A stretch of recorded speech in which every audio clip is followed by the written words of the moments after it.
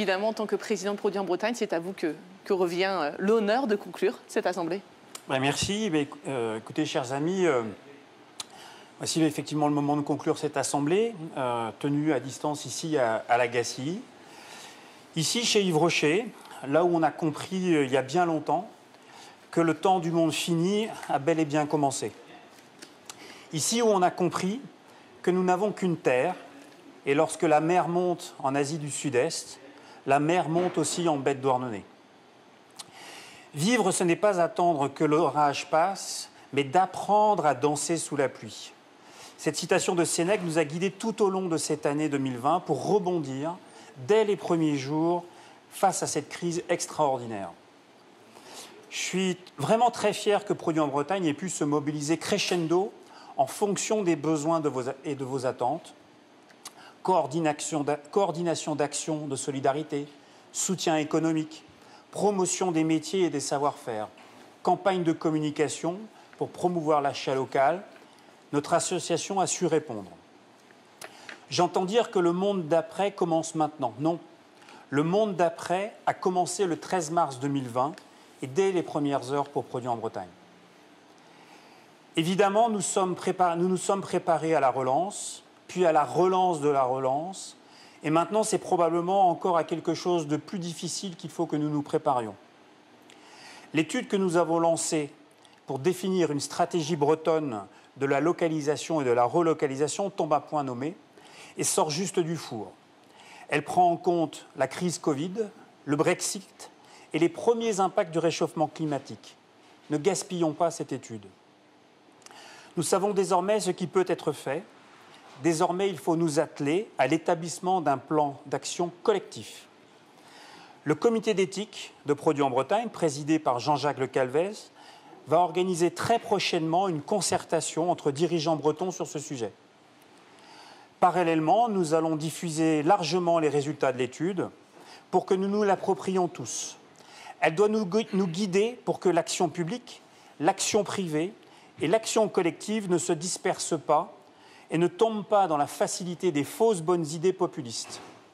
La Bretagne n'en aura pas les moyens.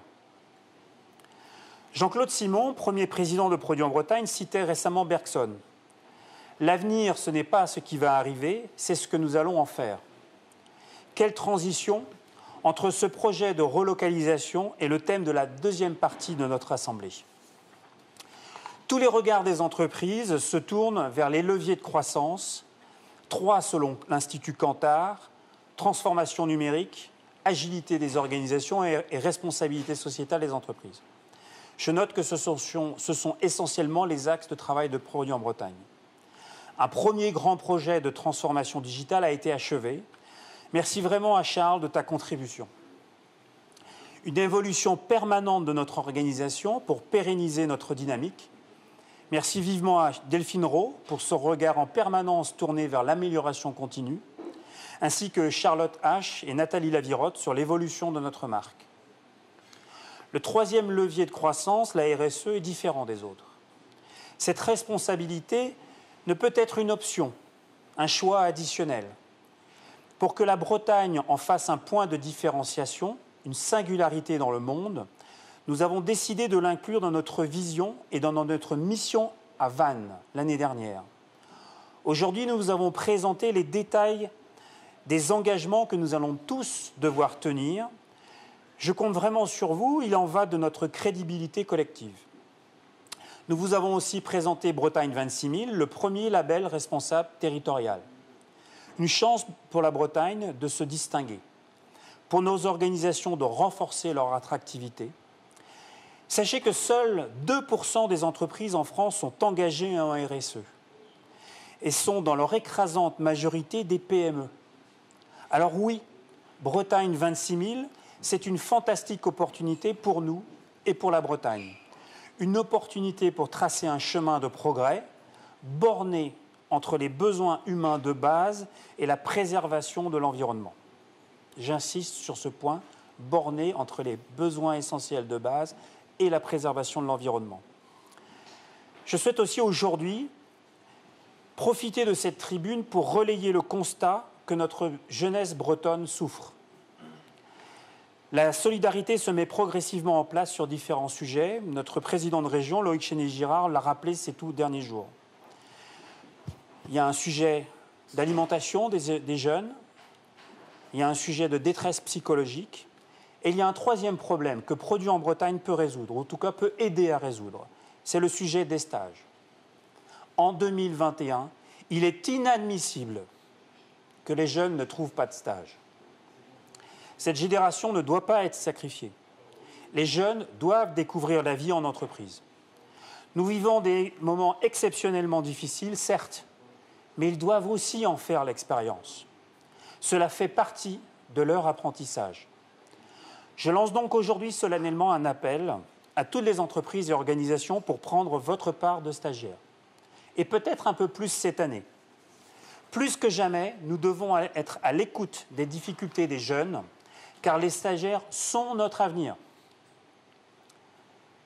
Les statuts de Produits en Bretagne nous limitent à 2 mandats consécutifs pour le bon renouvellement des responsabilités et des expériences. C'est pourquoi, tout naturellement, je quitterai le conseil d'administration du réseau et donc la présidence en février 2022. Dans cette optique, le conseil d'administration a déjà lancé un travail de réflexion sur le futur ou la future présidente du réseau et la construction de la future équipe d'administrateurs. Je remercie Alain Sébron, Charles Kabilic et Jean Coinon de s'atteler à cette tâche. Ils sont vos interlocuteurs désormais sur ce thème et déjà bien armés. Une nouvelle liste impulsée par le conseil d'administration sera donc présentée à l'élection de 2022. Ce n'est donc pour moi pas un sujet d'inquiétude.